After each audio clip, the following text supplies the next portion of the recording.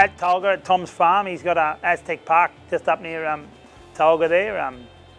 He's living a life there with a few of the others. No matter if it's a good one or the slow one, you know, Tom's proviso is they go to a good home. They've got to go to a good home. If they go to a home and they can't look after them or anything, we always take them back and rehome them. That's one thing. Tom's an animal lover, and these horses have got to go to a good home. So, you know, they can sit up the farm for 2, 3 months, 4 months, till they find a good home, and that's how he is. He's got to find a good home. He waits till he can find a good home before they go. He's really landed on his feet up here. The environment's great, the weather's fine. He lives next to his brother. They get on, they're just a pair of old smoochers. They love to yarn. They hang over the fence all day together. So he couldn't have ended up anywhere better than where he is. Tolga's a lovely place. To keep him busy and also to keep him mentally in the game, he's a very touchy-feely kind of guy. So we'll periodically put him on the walking machine, give him a bath once a week.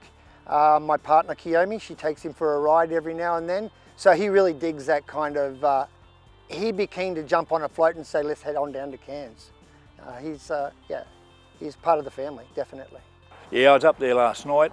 He's there, yeah, he's enjoying himself. He's probably a bit bored, if anything. He looks it, where he's been and what he's done. He's had a pretty good lifestyle the last few years all over the country and meeting new people and meeting new tracks and that sort of thing. So it was quite enjoyable, and the journey he gave us has been exciting, you know. Yeah, I think he enjoys it, but I think he'd rather be back here.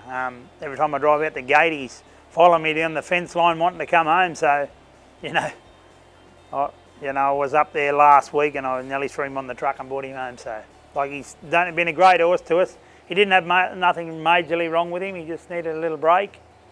But the problem is he's rating so high. What do you do with him? But no doubt about it, mate. He's certainly well aware of who he is and what he's done. If anyone turns up on the farm, generally they want to go see him with a a bucket of carrots. Whenever we lead anyone past him on the way to the walking machine, we tell them that they've got to pick their game up and this is what to aim for. And when he's on the walking machine, he carries on. He does. He thinks, wow, there's another prep in the wind. So, yeah, it's good. It's really good, yeah.